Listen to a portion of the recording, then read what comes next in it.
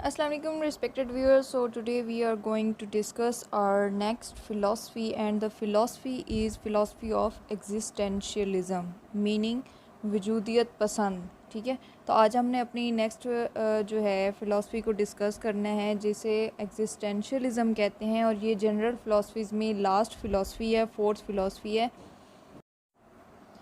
अगर हम एग्जिस्टेंशियलिज़म की डेफिनेशन के हवाले से बात करें तो एग्जिस्टेंशियलिज़म की डेफिनेशन में ये आता है कि अ फिलोसफिकल थ्योरी और approach which emphasises the existence of the individual person as a free responsible agent determining their own development through act of the will.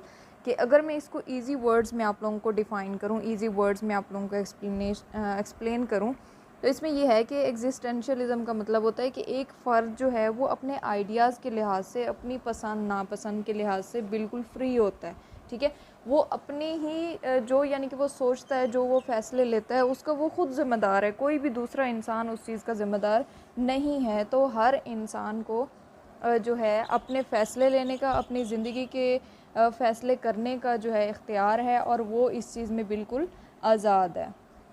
इसके बाद हम बात कर लेते हैं नेक्स्ट के इसमें इंट्रोडक्शन के हवाले से बात कर लेते हैं. तो इंट्रोडक्शन में मैं बता दूं कि जो एग्जिस्टेंशियलिज़म की फ़िलासफ़ी है, ठीक है, वो एक इंडिविजुअल की एग्जिस्टेंस यानी कि उसकी वजूदियत पर, उसके इस दुनिया में मौजूद होने पर, उसकी फ्रीडम, उसकी आज़ादी और उसकी चॉइसेस के हवाले से है. यानी कि एक बंदा जो है वो वाकई इस दुनिया में एग्जिस्ट करता है, इसके अलावा वो फ्री है. यानी कि अपने वो जो भी काम करना चाहता है, जो भी फ़ैसला लेना चाहता है, वो फ्री है.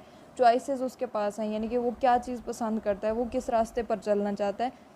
तो जो एग्जिस्टेंशियलिज़म है वो किसी भी इंडिविजुअल के लिए इस लिहाज से बिल्कुल फ्री फ़िलासफ़ी है कि वो उस बंदे का हक़ है वो अपना रास्ता ख़ुद चूज़ कर सके. ठीक है, इसके अलावा जो है it is the view that human define their own meaning in life. कि ये वही बात है कि इंसान को इतना हक़ है कि वो अपनी ज़िंदगी के मानी ख़ुद बना सकता है. ठीक है, and try to make rational decision despite existing in an irrational universe. के ये जो हमारी इर्रेशनल यूनिवर्स है, इसमें वो अपने डिसीजंस, अपने फ़ैसले ख़ुद ले सकता है.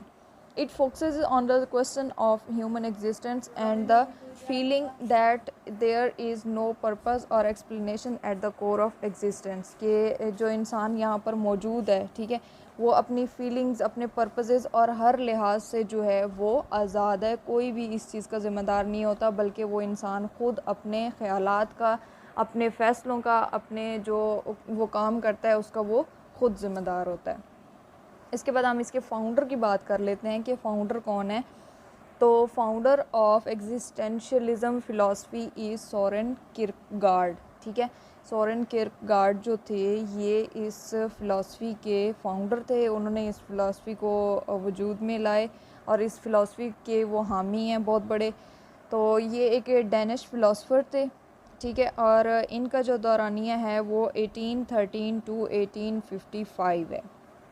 इसके अलावा मेजर एक्सपोनेंट्स की बात कर लेते हैं कि इस फ़िलासफ़ी के हामी कौन कौन से हैं, या कौन कौन से लोग जो हैं वो इस फ़िलासफ़ी को सही मानते हैं. तो उस फर्स्ट पर हमारे आ जाते हैं Friedrich Nietzsche, Jean Paul Sartre, Karl Jasper, Martin Heidegger, Gabriel Marcel. तो ये कुछ एक जो हैं एक्सपोनेंट्स थे, यानी कि कुछ एक फ़िलासफ़र थे जो इस फ़िलासफ़ी के हामी थे और कहते थे कि ये फ़िलासफ़ी बिल्कुल ठीक है. तो इसमें German philosophers, French philosopher, German Swiss philosopher, तो ये सारे जो 3 टाइप्स के फ़िलासफ़र थे ये मानते थे कि ये फ़िलासफ़ी जो है बिल्कुल ठीक है, और यही हमारी जो है, हमारी लाइफ जो है वो इसी के हिसाब से ही होनी चाहिए.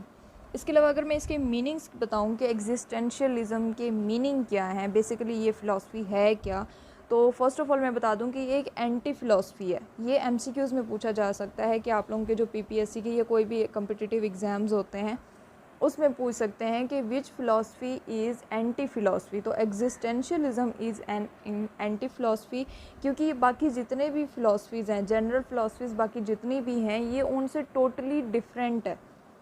ठीक है, ये उनसे बिल्कुल डिफरेंट है. इसका उन बाकी जो 3 फ़िलासफ़ीज़ हम पढ़ चुके हैं उनके साथ कोई लिंक नहीं है. ये टोटली उनसे डिफरेंट है, इसलिए इसको एंटी फ़िलासफ़ी कहा जाता है. अच्छा, ये क्या करती है कि ये जो हमारे ट्रेडिशनल प्रिंसिपल्स हैं, जो बाकी फ़िलासफ़ीज़ के ट्रेडिशनल जो थे प्रिंसिपल्स थे, उसूल थे, ये उनकी बिल्कुल मुखालफत करती है, उनसे बिल्कुल टोटली चेंज है, ठीक है। इसके अलावा जो है ये कहती है कि according to them objects are simply present and man interprets them, कि जो ऑब्जेक्ट्स होते हैं, जो चीज़ें होती हैं, वो पहले से ही मौजूद होती हैं और इंसान जो है वो जस्ट उनकी खोज करता है, सिर्फ उनको जैसे होता है ना कि डिस्कवर करता है, ठीक है। मैन मेक्स देम मैन, के इंसान जो है वही उन्हें इंसान बनाता है। जस्ट लाइक के बच्चे हैं, बच्चे को आप तरबियत देते हैं, ठीक है, वालिदैन तरबियत देते हैं, असातिज़ा तरबियत देते हैं, तो ये क्या है कि बच्चे को आप एक वाकई इंसान बना रहे हैं। आप ख़ुद इंसान हैं और आप अगले बंदे को या अगला जो बच्चा है उसको भी इंसान बनाने की प्रैक्टिस करवा रहे हैं, उसको इंसान बना रहे हैं, ठीक है। Man is the total sum of his actions, के इंसान जो है वो अपने जितने भी अमाल है, जितने भी उसका जो भी उसका किरदार है, वो उन सब का मजमुआ है, कि इंसान ख़ुद ही अपने अमाल का मजमुआ है, वो ख़ुद ही उसका जवाबदेह है। इसके बाद अगर हम बात कर लें एग्जिस्टेंशलिज़म एंड एजुकेशन के हवाले से कि एजुकेशन में इसका क्या किरदार है, तो ये कहते हैं कंप्लीट डेवलपमेंट ऑफ पर्सनैलिटी, के एग्जिस्टेंशलिज़म के ज़रिए जो है आप किसी भी इंसान की कंप्लीट पर्सनैलिटी की डेवलपमेंट कर सकते हैं, यानी कि उसकी शख्सियत की मुकम्मल तौर पर आप डेवलपमेंट कर सकते हैं एग्जिस्टेंशलिज़म की फ़िलासफ़ी के हवाले से, ठीक है। इसके बाद है environment as medium of education, कि आप इन्वायरमेंट को, आप माहौल को, अपने इर्द गिर्द को आप जो है एजुकेशन का ज़रिया बना सकते हैं, एजुकेशन के ज़राए के तौर पे आप अपने इन्वायरमेंट को यूज़ कर सकते हैं। Importance to subjective knowledge than objective, कि आप लोग जो हैं बच्चों को ऑब्जेक्टिव की बजाय सब्जेक्टिव नॉलेज दें, उनको एक्सप्लेन करें, उनको जो है किसी भी बात की वजाहत करके बताएं, बजाय इसके कि जस्ट लाइक इसमें ये भी कह सकते हैं कि ऑब्जेक्टिव कौन से होते हैं, आपके एमसीक्यूज टाइप टेस्ट, ठीक है। तो आप इस तरह की स्टडी ना करवाएं जो टू द पॉइंट हो, बल्कि ऐसी स्टडी करवाएं, ऐसी एजुकेशन दें जिसमें एक्सप्लेनेशन हो, बच्चे को वजाहत दी जाए, उसमें हर एक चीज़ जो है बच्चे के लिए एक्सप्लेन की गई हो। नेक्स्ट हम बात कर लेते हैं importance to individuality of man in education, के बच्चे को आपने सिखाना है कि एजुकेशन में इंसान की, एक इंडिविजुअल की, हर एक इंडिविजुअल की क्या अहमियत है। यानी कि अब जैसे क्लास में ग्रुप बैठा होता है, ठीक है, बच्चों का, क्लास का मतलब क्या होता है कि जहाँ पर ज़्यादा सारे बच्चे इकट्ठे होते हैं, तो वहाँ पर आप लोगों ने बताना है कि जो एजुकेशन है इसमें हर बच्चे की अपनी पर्सनैलिटी है, हर बच्चा अपनी इम्पोर्टेंस रखता है। Opposite scientific industrial technological environment, के ये कहते हैं कि साइंटिफिक और जो साइंसी तरीके होते हैं, इंडस्ट्रियल जो होती हैं, सनती का तरीक़ाकार होते हैं, टेक्नोलॉजिकल जो आप लोग यूज़ करते हैं, तो ऐसे इन्वायरमेंट बच्चों को नहीं प्रोवाइड करने चाहिए, ये उस चीज़ की बिल्कुल मुखालफत करते हैं। Education should create consciousness for self, के एजुकेशन ऐसी होनी चाहिए कि बच्चा अपने वजूद को समझ सके, अपने आप को समझ सके, वो अपनी शख्सियत को समझ सके। नेक्स्ट हम बात कर लेते हैं डाइवर्सिटी इन एजुकेशन, ठीक है, कि डाइवर्सिटी कौन सी एजुकेशन में, तो इसमें फ़र्स्ट ऑफ ऑल आ जाता है क्यूरिकुलम, के क्यूरिकुलम ज़ाहिर है आप लोगों का अच्छा होना चाहिए, क्यूरिकुलम बहुत मैटर करता है एजुकेशन के हवाले से। डिफरेंट वेज़ ऑफ टीचिंग, के अगर बच्चे को एक मेथड समझ नहीं आ रहा है, एक चीज़ समझ नहीं आ रही, तो आप उसको चेंज कर लें, अपना टीचिंग मेथड चेंज कर लें। इतने ज़्यादा मेथड्स हैं, इंशाल्लाह हम आगे पढ़ेंगे, तो वो आप कोई और टीचिंग मेथड अपना लें उस बच्चे को समझाने के लिए।